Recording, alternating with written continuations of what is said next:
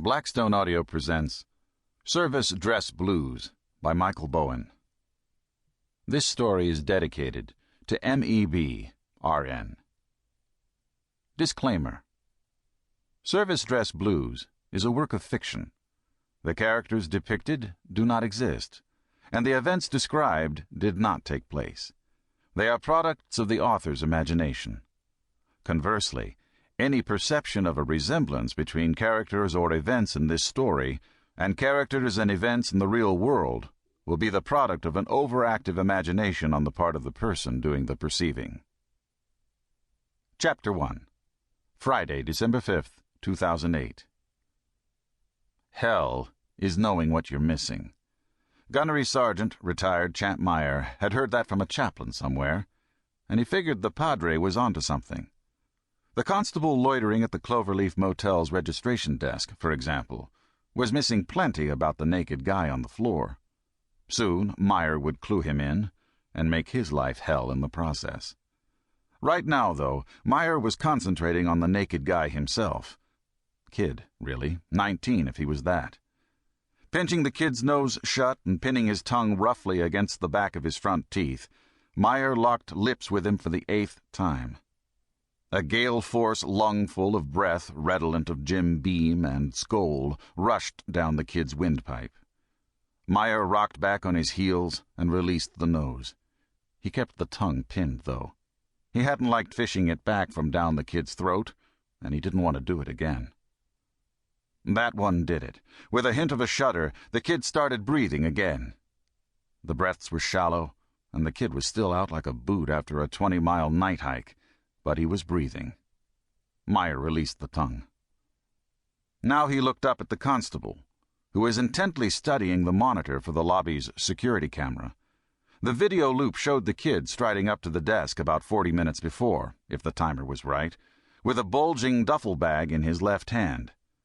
In grainy black and white, he set the bag down and with a looping southpaw flourish signed a card the desk clerk pushed at him. Then he disappeared screen right, and the loop started again.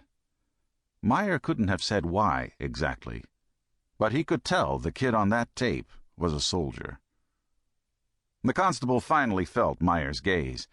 Even in a faded checkerboard plaid flannel shirt and aging denim jeans, and with every one of his 52 years showing in the salt and pepper stubble on his seamed face, Meyer came across as someone it would be imprudent to ignore.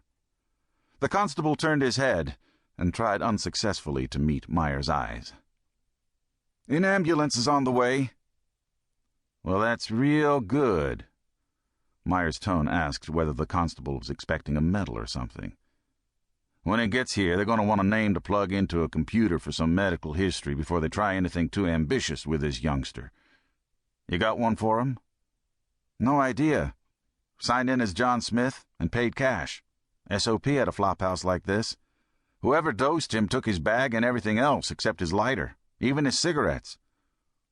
Meyer glanced over at the young woman in shiny vinyl pants who was nervously smoking a few feet away. She washed her hands a lot, Meyer knew, but even so he could see a faint orange tinge on the tip of her left index finger. Nothing like that on the kid, and no telltale discoloration of his teeth. "How do you know he had cigarettes?" "The lighter." The woman took 3 baby steps and crouched next to Meyer to whisper at him. "This is great what you're doing, honey, but I'm on the clock." Meyer jovially smacked the damsel's rump and grinned at her. "The Commodore and I have things to talk about, darling, so why don't you just go warm up the sheets?" With only a pro forma pout at the swat, after all, the customer is always right, at least if he doesn't go too far, she jumped to comply. She deftly caught a room key the clerk tossed to her. She and Meyer hadn't gotten around to registering yet, but the clerk didn't stand on formality with regulars. "Do me a favor, Constable," Meyer said then. "Call the United States Naval Academy at Annapolis and see if they're missing a mid, because if they are, that's where this kid ought to go." "It's almost midnight. No one's going to answer the phone.